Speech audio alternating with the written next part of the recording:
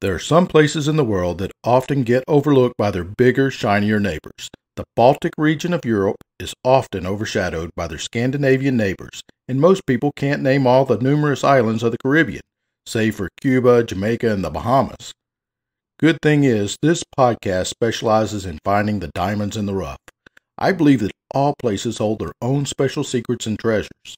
The nation we're visiting today is one of those hidden gems, sandwiched between the Amalfi coast of Italy and Mykonos in Greece. Croatia is the home to many wondrous regions, including Dalmatia and the blue waters of the Adriatic Sea. So let's take a deeper look into the mixed cultures and diverse history of the lesser-known area of the Balkans. I'm Scott Parrish, and you're listening to Dying to Eat, the podcast that delves into different cultures of the world throughout time while exploring the different attitudes about death and food. If you love history, good eating, and fascinating stories, then I've got a great show in store for you, so make sure you stick around to the end to see what's cooking this week. I'd also like to take a moment to thank our sponsor, thetailoredhemp.com. Did you know, according to Modern Dog Magazine and Dog Dream CBD, that CBD oil can reduce stress, anxiety, pain, and inflammation in your canine? If you want to learn more and want to order a high-quality CBD, visit thetailoredhemp.com. Now on with the show.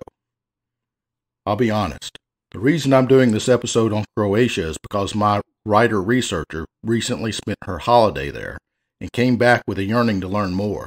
According to her, it's a beautiful country with towns that go right up to the sea and water that's so unbelievably blue, I don't think there's even a proper name for the color. That's her words, not mine. I'd love to see it. Croatia consists of the mainland country connected to the rest of Europe and dozens of islands scattered across the Adriatic Sea. The country is divided into three geographical and historical regions. First, you have Slovenia, located in the upper arm of the country. Then you have Istria, a small peninsula on the north, and Dalmatia, the coastal southern strip. Each region has its own climate and landscape, from plains and mountains to river valleys and blue lagoons. Much of the weather is dictated by a collection of wind currents known as the Adriatic wind currents, each with its own name. Bura is the cold wind that blows down from the mainland, while Hugo is the warm wind that occurs when the cyclone develops in the Adriatic, bringing rain and clouds. The Mistral wind is the general favorite. It's a warm, friendly wind that creates the perfect conditions for sailing. This means warm summers and dry winters for the people to enjoy. With Croatia being as far north as it is, the summer days are hot and long. The sun sets late in the day around 8 p.m. and rises as early as 4:30 a.m. The people of Croatia, called Croats, spend their days either sailing the sea or making a living through the booming tourist trade, or working the farms and orchards harvesting grapes for wine, lavender, and olives. Croatian cuisine is heavily influenced by Turkish, Central European, and Italian cuisine. Typical dishes are cabbage leaves stuffed with minced meat. That's called sapphire, which rolls the seasoned grilled meat, along with the dumplings and pickles. Along the coast, fish is served with blitva, a dish of Swiss chard mixed with potatoes and crushed garlic and olive oil. Personally, I'm not a fan of Swiss chard, but, it's in there for somebody. There are local delicacies such as cheese from an island called Pag and wine from any number of good quality small producers, particularly in Dalmatia. Settled in the crook between Italy and Greece, Croatia has long served as a bridge between Central Europe and the Mediterranean, even before the country had been established, and its history had been marked by this position as a borderland. Little is clear-cut about Croatia's history. Uncertain origins and crisscrossing alliances abound. Even today, many details of Croatia's emergence as a nation are still shrouded in mystery.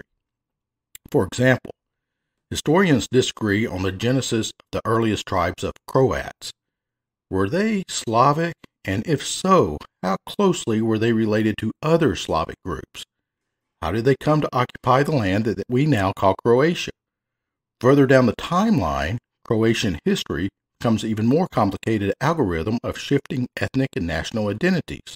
Admitting these uncertainties, there are still a few key developments to keep in mind when trying to make sense of Croatia's past. But let's start a little earlier than that. Fossils of the Netherlands dating to the Middle Paleogenic period have been unearthed in northern Croatia, with the most famous and the best presented site in Kopinja. Remnants of several Neolithic and Chalcolithic cultures are found in all regions of the country. The largest portion of the sites in the northern Croatia river valleys and the most significant cultures whose presence were discovered include Startivo, Festival, and Baden. These are all cultural names. The Iron Age left traces of early Illyrian Hallstatt culture and the Celtic Latin culture. Man, that's a lot of cultures. All of these were nationalities that had managed to forge and mold iron into weapons and tools. Strangely enough, I couldn't find any explanation as to why these people didn't stick around. Some historians think that they're all merged together, creating the first earliest culture of Croatia. Other historians think they simply died out because irrigation in Croatia was too complicated. You see, the soil in Croatia is perfectly fertile, and you can grow just about anything on it. The problem is there are so many large stones in the ground that without the modern tools that we have today, it was just too much trouble to remove them. No matter what the truth is, that certainly isn't where Croatia's story ends. Much later, the region was settled by Liburnians and Illyrians, while the first Greek colonies were established on the Vis and Hvar Islands. Dalmatia was the northern part of the Illyrian kingdom between the 4th BC until the Illyrian Wars in the 220s BC and 168 BC, when the Roman Republic established its prolectorate south of the river Neathra. The Roman Republic wanted to get to the coast, where they could gain access to the Adriatic Sea and expand their empire even further. So the area north of Neathra was slowly incorporated into the Roman possession until the province of the Illyrium had formally established around 32 to 27 BC. From about 11 BC to about the 5th century AD, Romans ruled the roost. Between 6 and 9 AD, the Dalmatians, I know I have to laugh every time I say that, the Dalmatians raised the last in the series of revolts together with the Pannonians, another non-Roman nationality to the north, but it was finally crushed in 10 AD. The Illyricum was split into two provinces, Pannonia and Dalmatia. And yes, if you're out there laughing about this too, and snickering, and you wondered, that is where the word Dalmatian, like the cute spotted dog, came from. For once, that's not a coincidence. The province of Dalmatia spread inland to cover all of the Dinaric Alps and most of the eastern Adriatic coast. Dalmatia was also the birthplace of the Roman Emperor Diocletian, who, upon retirement from being emperor in 305 AD, built a large palace near Saluna, out of which the city of Split later developed. The Romans, in their conquering heyday, built a network of roads that linked the Dalmatian coast with the Aegean and Black Seas and the Dubonnet, making the region their land of plenty. One only has to sit amid the remnants of Emperor Diocletian's palace in Split, the greatest Roman ruins in Eastern Europe, to get a taste of what Rome's former glory was really like in that region. While the remnants of the Roman Empire in Solin, the town that was once the Roman capital of Saluna, are not significant, the still standing amphitheater in Pula feels like a grand cousin of the Colosseum in Rome. After the Western Roman Empire collapsed in 476, With the beginning of the migration period, Julius Nepos shortly ruled his diminished domain from Diocletian.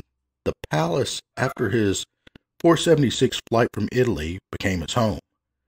The region was then ruled by Ostrogoths up to 535, when Justinian I added the territory to the Byzantine Empire. Later, the Byzantines formed the theme of Dalmatia in the same territory. While the Roman Empire was first thriving and then imploding, Croats and other Slavic tribes were eking out an existence in what some historians may think have been the marshlands of modern-day Ukraine. They were viably forming communities and then migrating and warring upon each other. Historians argue that by the middle of the 7th century, Croat tribes moved to Pannonia and Dalmatia, and powerful clans and rulers emerged. In the 6th and 7th centuries, Slavs arrived in the Western Balkans, settled on the Byzantine territory along the Adriatic and in the hinterlands, and gradually merging with the indigenous Latinized population. Eventually, they accepted the Roman Catholic Church, though preserving a Slavic liturgy. In the 9th century, an independent Croatian state developed with its center in northern Dalmatia, later incorporating Croatia proper and Slovenia as well. The state grew into a powerful military force under King Tomislav. Crowned as king in 925, Croatia, the kingdom, was born. Tomislav united Dalmatia and Pannonia into a single kingdom, and under his rule, Croatia became one of the most powerful forces in the Balkans. Although the exact geographical extent of Tomislav's kingdom is really unknown, and it's very controversial even today. After his death, his royal successors continued to rule the kingdom until the latter part of the 11th century, when Hungary stepped in. How and why exactly Croatia merged with Hungary are points of debate among historians, but according to research by the U.S. Library of Congress, King Ladislaus of Hungary became the new ruler of Croatia in 1091 after the death of the last Croatian king. Sounds like a movie, doesn't it? The consequences of the change to the Hungarian king included the introduction of feudalism and the rise of the native noble families such as the Frankopan and the Sebek. The later kings sought to restore some of their previously lost influence by giving certain privileges to the towns. Opposition to Hungary's claim led to a war and then to a personal union of Croatia and Hungary in 1102. Nonetheless, even under a dynastic union with Hungary, institutions of separate Croatian statehoods were maintained through the saber. The saber is an assembly of Croatian nobles, and the ban, which is about the same as a viceroy. In addition, the Croatian nobles retained their lands and their titles. In the 1400s, when the Ottoman Empire was attempting to take over the Balkans, Croatia was stuck in a battle between the Turks and the Hungarians. As the Turkish incursion into Europe started, Croatia once again became a border area. The Ottoman conquest of Croatia began with the fall of the town of Imoski in 1492. Croats fought an increasing number of battles and gradually lost increasing swaths of territory to the Ottoman Empire. Ottoman conquest led to the 1493 Battle of Karbava and the 1526 Battle of Mohacs, both ending in decisive Ottoman victories. After years of strenuous bashing from the Ottomans, Croatia succeeded in resisting them and joining the Habsburgs. Croatia would eventually be incorporated into the Austro-Hungarian Empire. The Austrian Habsburgs elected to the throne of Croatia in 1527 after the death of King Louis II of Hungary at the Battle of Mohacs. They defended what was called the remnant of the remnants of Croatia by establishing the military frontier, a defensive zone along the border with the Ottoman-controlled lands.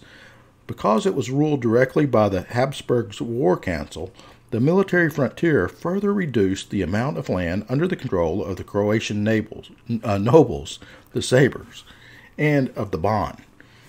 Furthermore, its military units and their land rights attracted not only some Croatian peasants, but also a larger Orthodox influx from the Ottoman-conquered territories. Such was the origin of Croatia's minority Serb population.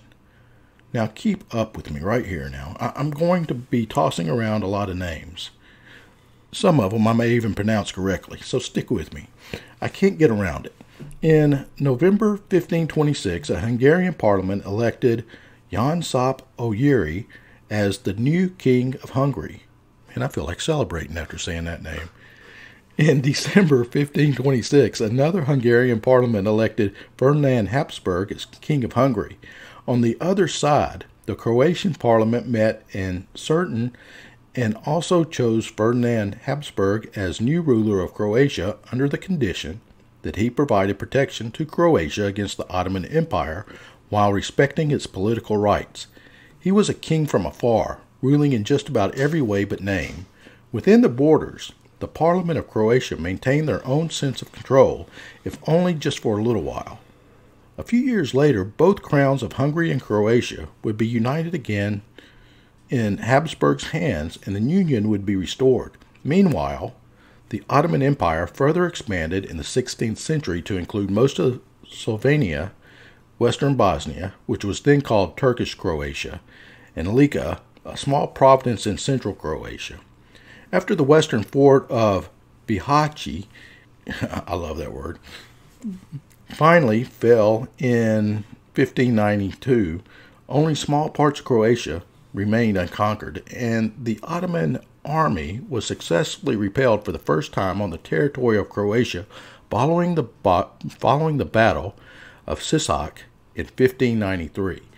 The lost territory was partially restored, except for large parts of today's Bosnia and Herzegovina, as well as the Lika and Slovenia regions of the present Croatia.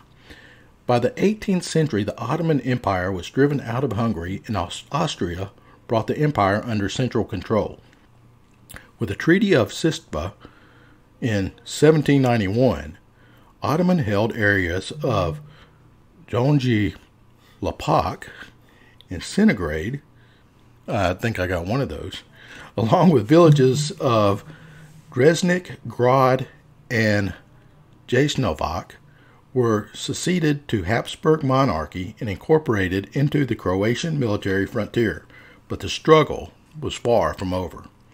The Croat nobility was impoverished, often culturally assimilated, and too weak to withstand the Habsburg centralization and the Germanization that began in the 18th century under the Austrian Archduchess and Holy Roman Empress Maria Theresa, and continued under her son, the Holy Roman Emperor Joseph II. As the best defense of their rights and privileges, the Croats turned to cooperate with the Hungarians, but this choice would later expose them to the rising force of Hungarian nationalism. When Hungarian rather than Latin was imposed as the official language in Hungary and Croatia, Croatians' resistance took shape in the Illyrian movement of the 1830s and 1840s. The Illyrianists, primarily intellectuals, professionals, clergymen, and gentry, led by a linguistic reformer, Luadet Guy, strove to defend Croatian interests by calling out for the unification of all the southern Slavs, to be facilitated through the adaptation of a single literacy language.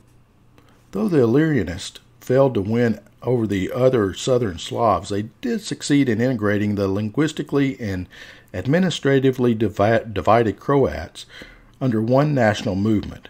Threatened by Hungarian nationalism in the Revolution of 1848 and hoping for national unification and autonomy within the Austrian Empire, the Croats, under Ban Josip Jošek, an Illyrianist, sided with the Austrian dynasty against the Hungarians.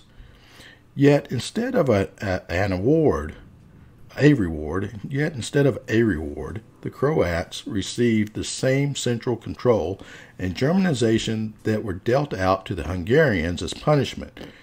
They essentially traded one ruler for another that was exactly the same.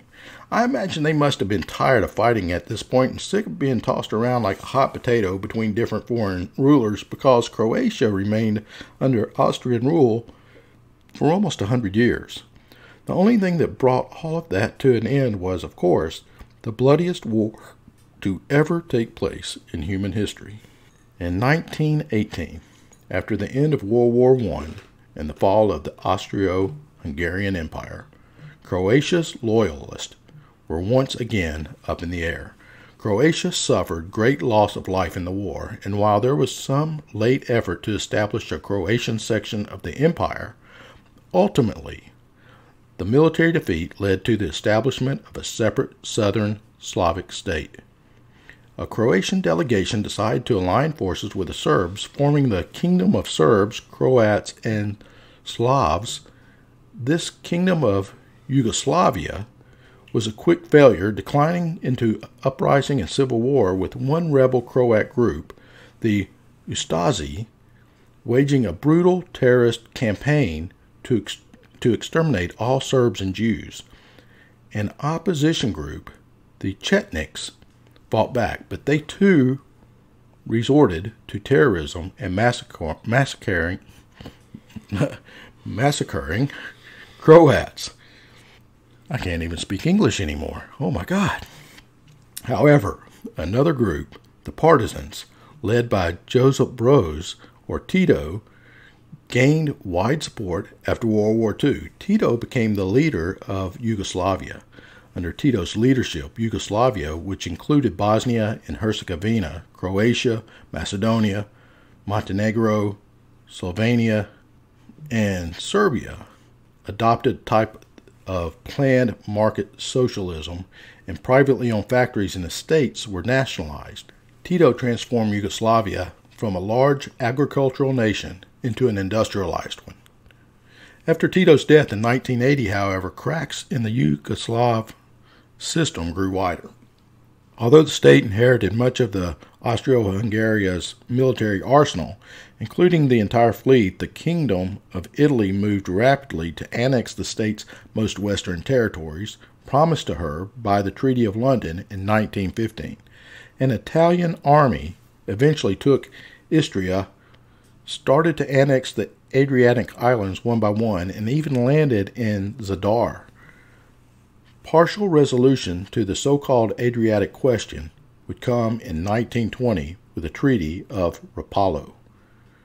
The kingdom underwent a crucial change in 1921 to the dismay of Croatia's largest political party, the Croatian Peasant Party.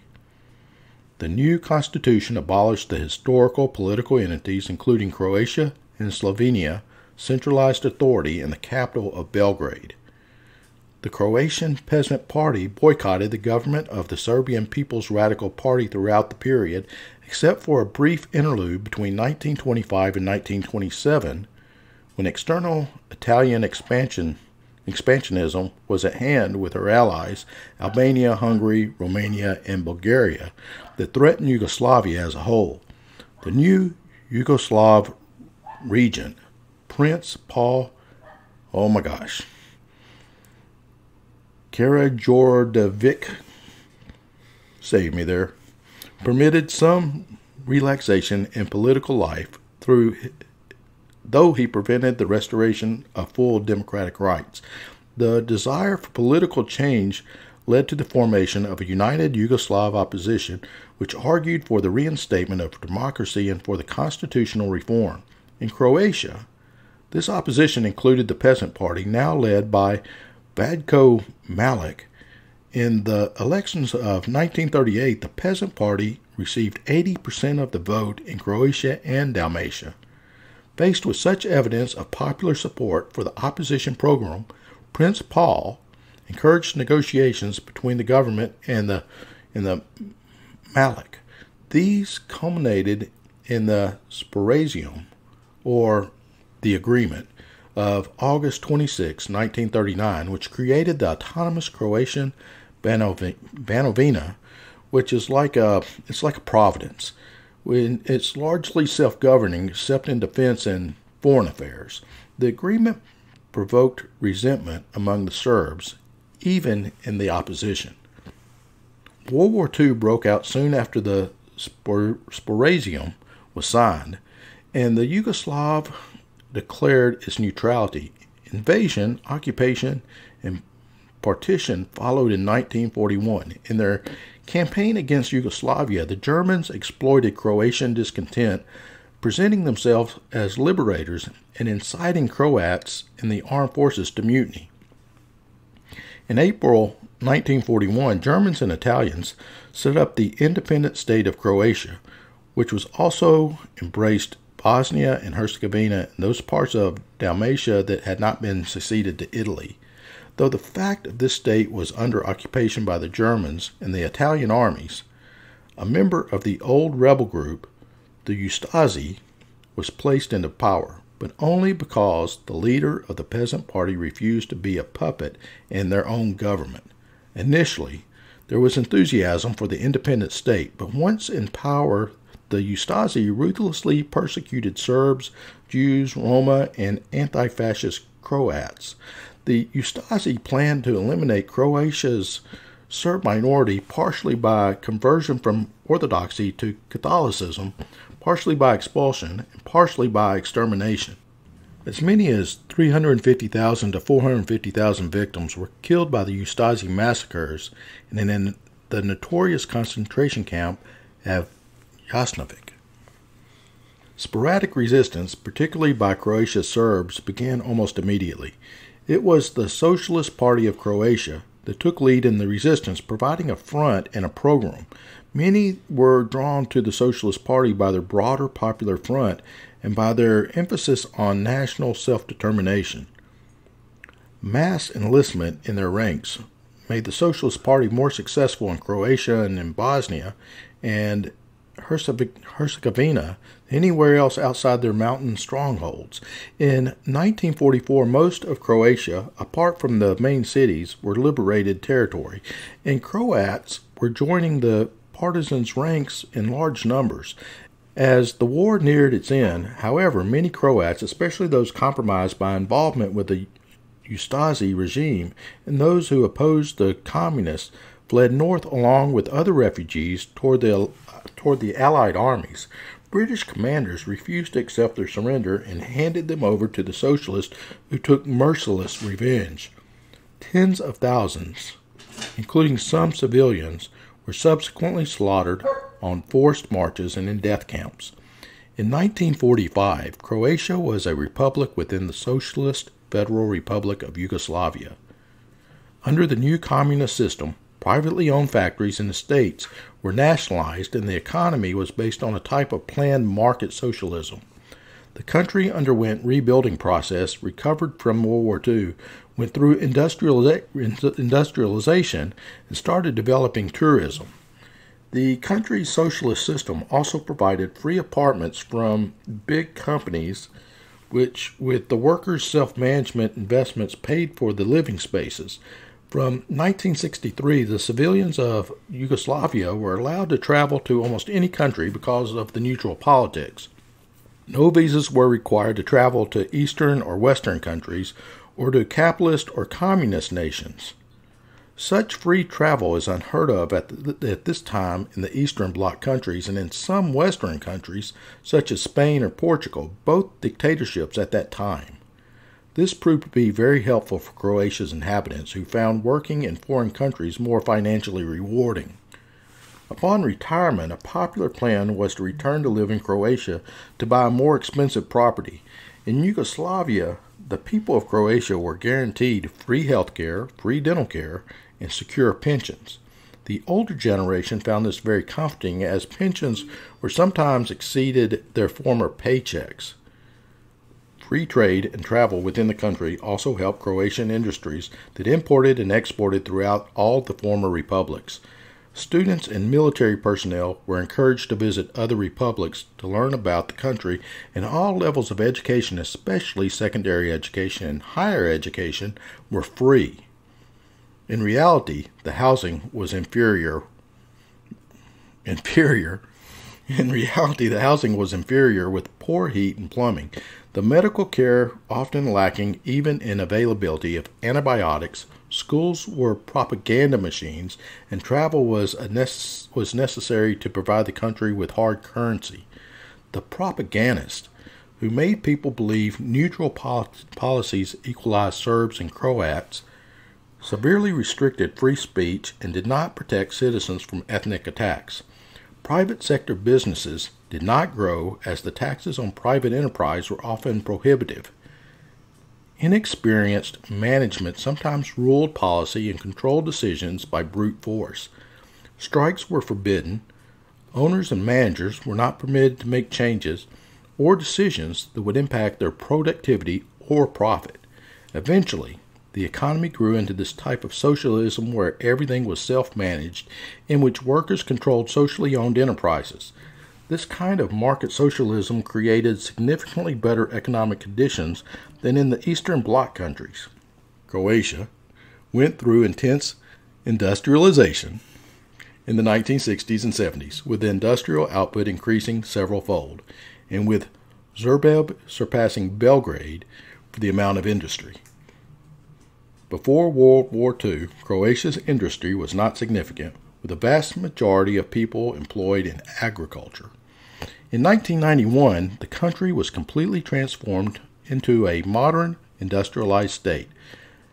By the same time, the Croatian Adriatic coast had taken shape for an internationally popular tourist destination. All coastal republics profited greatly from this, as tourist numbers reached levels still unsurpassed in modern Croatia today. The government brought unprecedented economic and industrial growth, high levels of social security, and a very low crime rate. The country completely recovered from World War II and achieved a very high GDP and economic growth rate significantly higher than all of those in the present-day republic.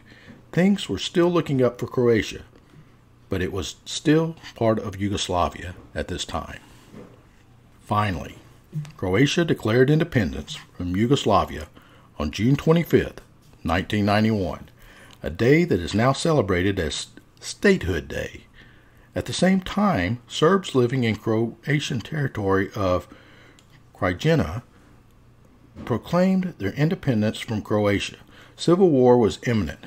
The Bosnian War from 1992 to 1995 was a territorial battle among the Serbs, Croats, and Bosnians that was characterized as the bloodiest event in Europe since World War II. Approximately 100,000 people died. A large number of them civilians, and horrific war crimes were rampant. Serbian President Slobodan Milosevic and his soldiers attempted to ethnically cleanse parts of former Yugoslavia of Croats, Bosnians, and Muslims, with the aim of creating what Milosevic called the Greater Serbia. When NATO finally intervened with airstrikes in 1995, opposing parties were forced to come to the table. The Dayton Peace Accords were signed on December 14, 1995, officially ending the war. Now, almost 2 decades since the end of the war, Croatia is well established as a safe, independent, and tourist-friendly country. With a strong economy and a stable government, Croatia is finally at peace. In July of 2013, Croatia joined the European Union as the 28th member. It's a beautiful country full of wonderful people despite its chaotic, haphazard past. Some parts of that past have managed to linger. However, let's take a look at some of the traditional funeral practices in Croatia. While Croatia is mostly Catholic, some of the old traditions of their Slavic and Serbian ancestors have managed to stick around. Keep in mind, each region is different depending on their beliefs, so a particular practice that we'll be looking at may be common in the southern region of the country, such as Dalmatia. Burial is more preferred over cremation, though it's not uncommon. In the case of cremation, the ashes are not allowed to be kept by the family and must be scattered or buried away. The funeral rites of those that were buried are ones that I actually find rather endearing. Not much is known about the afterlife that traditional Croats believe in, but the evidence of these burial practices suggests that they do in fact believe in life after death. There is a series of unwritten rules for their dead, all coming from a mixture of respect and fear. Following the death of a member of the community, a burial takes place almost immediately. I'm saying like in 24 hours. The body is carried out of the house head first, with a funeral procession and mourners following behind. Back in the old days, in the winter, they used chariots and sled to transport the body. Sometimes to symbolize their grief, they took one wheel off the chariot, the right wheel for men and the left wheel for women. Families would wear mourning attire, usually black clothing or clothing with black ribbons and buttons. Women would put flowers in their hair as a symbol of renewed life. At the cemetery, he or she is prepped for the funeral with a ritual cleansing bath and dressed in a nice formal clothing. For children and young single adults, they're dressed in white. Visiting the deceased family is allowed within several hours, and a black scarf is hung on the door outside the dead person's home. It will stay there for about a month. A modern funeral takes place, officiated by a key member of the community, and the family and friends of the deceased will stay in the cemetery with food and drink as the wake begins. They will stay up all night, keeping vigilance over the grave. You may ask why. I certainly do. Because the spirit of their loved one should not be alone in the dark. I think that's kind of cool. I don't know about you, but I like it. At the same time, it represented an opportunity for the neighbors and the other villagers to say goodbye to the deceased and to remember his or her life together. Since such social events used to take place accompanied by food and drink, the atmosphere would often become very relaxed under the influence of wine and brandy, thus leading to anecdotes and funny joint adventures being told about the deceased. In such situations, laughing is not considered inappropriate, since they believed that the deceased would leave the world more easily in a merry atmosphere. Hallelujah, I completely believe that. I want everybody laughing at mine. At the end of the wake, the remaining mourners went home, being careful to remove any grave dirt from their shoes, but some believed that the dirt could protect them from evil, so they'd quietly put it back when no one was looking. I can only imagine what they ate and drank as they waited through the night, keeping each other company, and the recently departed being right there beside them. A nice wine, maybe some brandy, along with a traditional Croatian dish of pika, which brings us to my favorite part of the episode. Let's dive into our recipe of the week. This recipe is my adaptation of one from Flawless Food, which they adapted from an original Croatian recipe. So thanks go out to Kay and Luke for their contribution. So my first questions as a listener would be, is a recipe that is adapted twice really authentic? Well, I think it is if you're taking a recipe and you're making it your own, and it's truly one of the best ways you can be in the kitchen. As I often say, if you never fail, then you aren't trying hard enough. So, find that recipe you like and make it your own. Plus, the traditional bell-shaped iron or ceramic pot that's used in this method isn't really something that's readily available. Let's keep this simple and create some good Croatian-esque food. My recipe is a lamb chicken pika.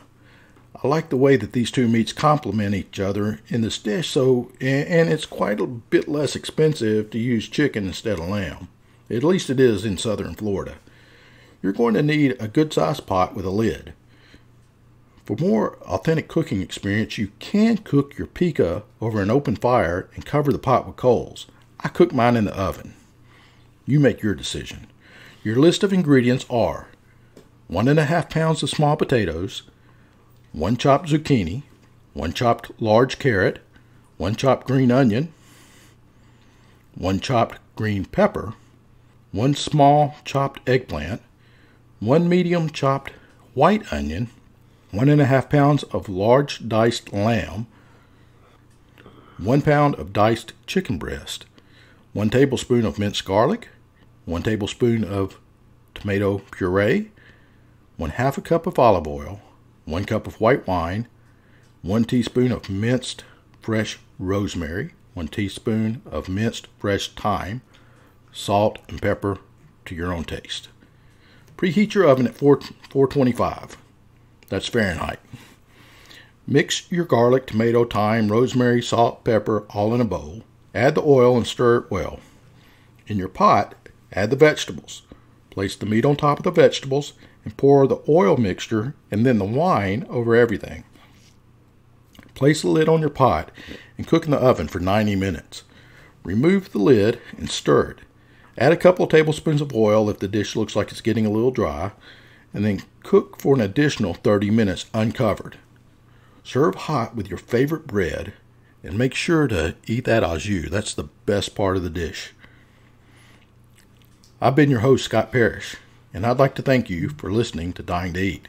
I really hope you enjoyed this episode and discovering this hidden gem with me. This show is made possible by listeners like you. I'd like to give a special shout out to Kumi Max, Cochran Bluebirds, and Vivi McSwain. Your support drives the show, and we enjoy hearing from you. Find us on Facebook and Instagram at Dying to Eat Podcast.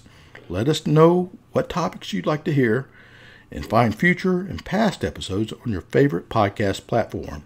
Make sure to drop us a like, a 5-star rating, and don't forget to hit that like button to stay updated on the next episodes. Until next time, stay lively.